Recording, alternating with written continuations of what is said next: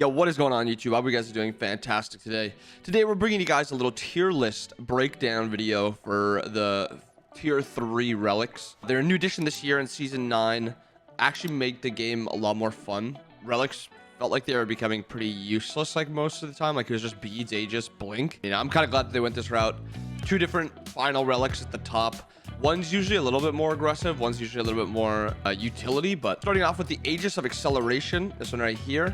I'm going to toss it into D first, just so I can just give it stats to you guys first. So Aegis of Acceleration is a 1.5 second invulnerability, and each instance of damage prevented in this time provides you with a 7% movement speed for 4 seconds, stacking up to 3 times. So you get a little movement speed burst when you're in your Aegis. I think it's okay. I think the problem right now is the other one's pretty just brokenly statted. Like it's just a lot better, but I don't think this one's too bad. We'll toss it in C to start. 140 second cooldown is pretty high, but you get what you get. Next one is the Aegis of Judgment. At the end of the invulnerability, you explode, dealing 100 plus 50% of the damage prevented damage as magical damage in a 30 unit radius, and it's capped at 30% of your maximum health. I'm pretty sure they nerfed this and now it's 20%, but it's still incredible. I literally just did a video on it 2 days ago as Geb, and it was actually so much fun to use also. We're going to toss this in an A. I think the 20% might nerf it a lot, but I still think it'll be in a fine spot. It's still going to be a lot of damage bursts, and sometimes all you need is that little bit of burst damage to like win a 1v1 or kill somebody who's diving you. Next one is the Belt of Insatiable Hunger. You get 15% increased damage, 25% attack speed for 8 seconds, and if you get a kill or an assist on an enemy god while the buff is active, the duration refreshes. The problem with this one is I feel like it's just worse than the other one, even though the other one kind of comes off like it drops really quickly. Usually a lot of your burst damage happens in that first 2 seconds. I think this one's still pretty good, and if you're team fighting, you kind of can just run through a team fight with this one, and the other one, if you don't win it at the beginning, it's not gonna go too well. I'm gonna throw this one in B because I still think it's better than this one, but it's just not quite as good as the other Aegis. Next one is Belt of the Berserker. It's now 30% increased damage, 50% attack speed, but it decays every 0.5 seconds for 6 seconds. Like I said, it's just a better one than the other one. 30% increased damage at the start, and then 50% attack speed. You are going to melt the objective like almost right away. I'm throwing in an A. You can build this one most games. I guess I didn't really add that in. The higher up you go, the more often it can be built also. So Berserker you can build in a lot of games. Aegis of Judgment you can build in a lot of games.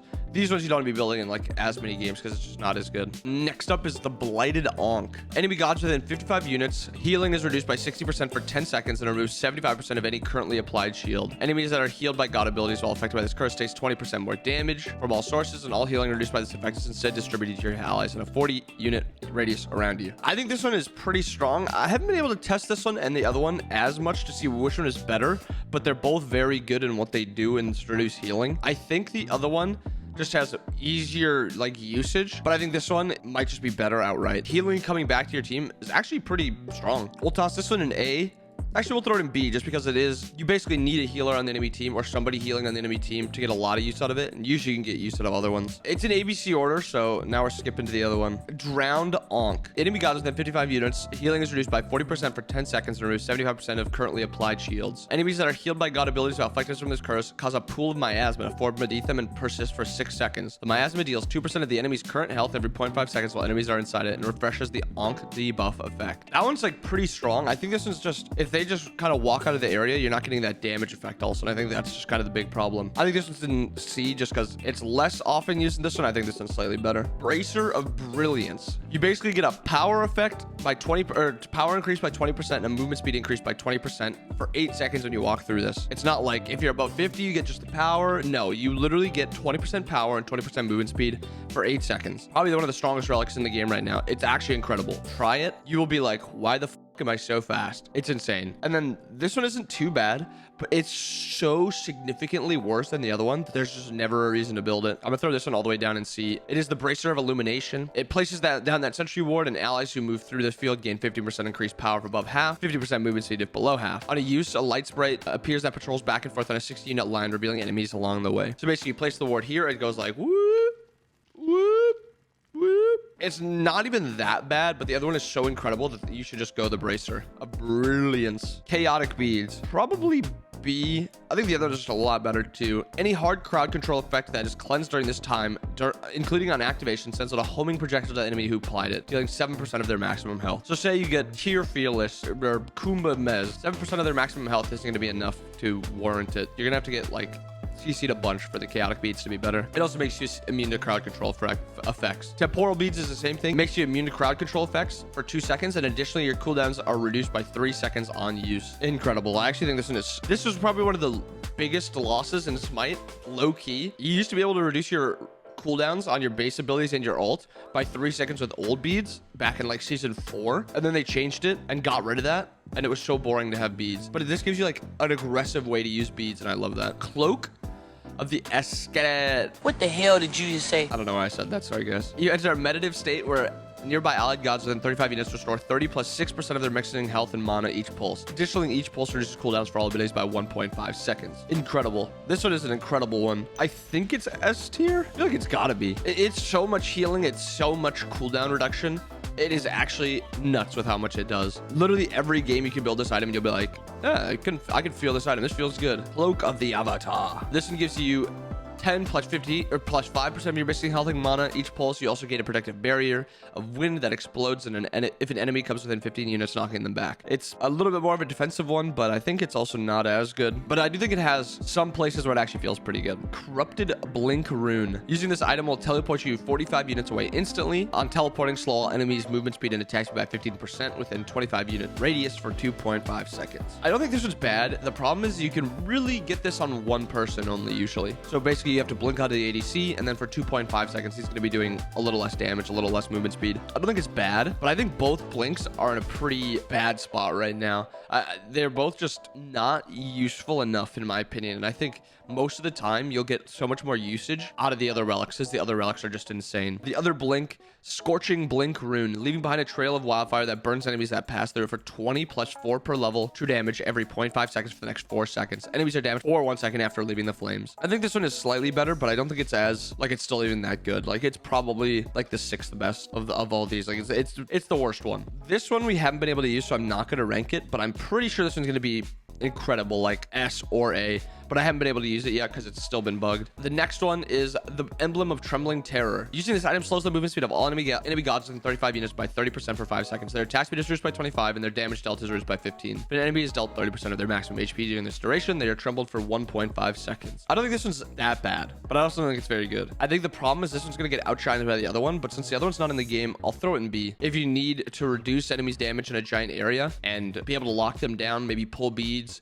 win the laning phase with this horrific, this is not too bad. Entangling Wings. You get a sprint, and all enemies within 55 units are rooted for 1 second. So everyone kind of loves this one. I'm not a big fan. Most of the time, I'd rather just use the other one. I'm throwing this one in C. I think it's pretty useless most of the time. A 1 second root is okay, but most of the time, it's like an assassin you're rooting who's already got like a billion movement speed, or a warrior that's got 9 jumps that can chase you down. And I think the other one is just better most of the time to be able to turn a fight or just stomp a fight. Hastened Wings. Allies in 55 units get 20% movement speed and makes them immune to slows with their makes them immune to slows, and then grants haste, causing them to be immune to basic attack movement penalty for the duration. Successful basic attacks increase the duration by 1 second up to an additional 4 seconds. Incredible. I think this one's A. I think it's great because I think the only gods that can really use it that well are ADCs, but some ADCs that can make use of it can just actually stomp a fight. If you have like a late game ADC who's got some crit, some attack speed, some lifesteal, you can kind of just build this and win the fight because that's how just strong they are. Fortifying Shell. Using this item applies a shield to himself and allies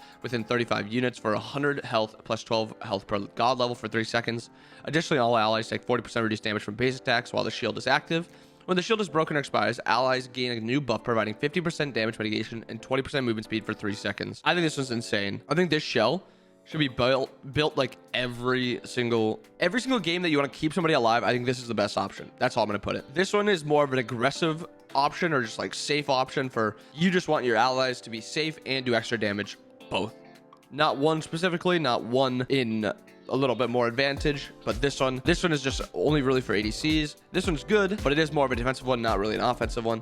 This one, you can literally just have your ADC just go off with this one. He literally can just jump in, not take any damage. It's actually pretty incredible how much you get. This is 6 seconds at most. It could be like 4 or 5, but at 6 seconds of your ally just taking less damage, and that's so good in the game because there's so much damage in Smite. Next up, the 2 teleports. Heroic Teleport. I think Heroic is worse, but I don't think it's that bad. I think we'll throw it in B B. Using this item allows you to teleport to any structure or ward while rooted in place. This effect is not interrupted by damage, but is interrupted by hard crowd control. After teleporting, you gain slow immunity, 20% movement speed, and 40 protections for 10 seconds. Pretty good. The problem is the cooldown of this one is 130. The cooldown of the other one is 110. And I think teleport cooldowns are very, very important. The other one can also get its cooldown reduction or reduced. We'll throw that one in B. We'll throw this one in A because I think this one's going to be the one that solos build all the time. Persistent teleport. You're rooted in place. You teleport to a structure or ward, and then kills and assists on enemy gods reduce the cooldown by 10 seconds. And the cooldown is 90 right now, but it's going to change to 110. I think it's incredible. You feel like you can be all over the place with that one. I don't have too much to say because I think it's just going to be the best solo option, but it's incredible. Phantom Shell. This is basically just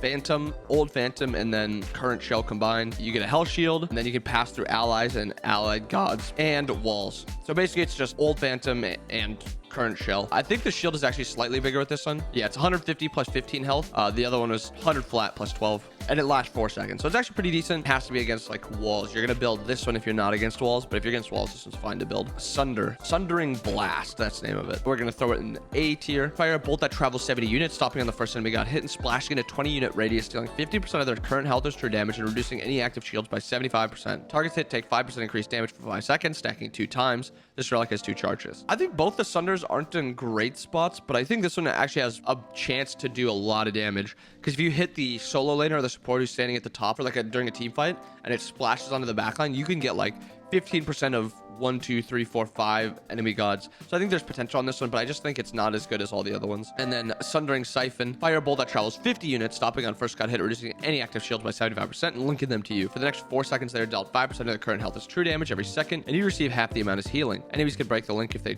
move 6 units away from you. The relic has 2 charges. Second down the same target will just refresh the duration. I think this is actually just pretty bad. I haven't really seen it built at all, and it doesn't feel like it's doing too much most of the time. And I think all the other relics are just better, but it is a pretty fun one, so it's all about fun. Thorns of Overgrowth, you basically throw damage back at the enemy, and you get attack speed for taking damage and movement speed. I just think the Thorns are just not in good spots right now. I'm gonna throw this one here, and we're gonna throw this one here, but I think the Thorns are probably the worst grouping of relics in the game right now. The other one, Thorns of Sapping Strength, same thing, except it only lasts 2 seconds, and each basic attack from enemy gods reduce the cooldown of this item by 0.5 seconds. And it's got a shorter cooldown of 80 seconds. I just don't see a spot where these ones are built.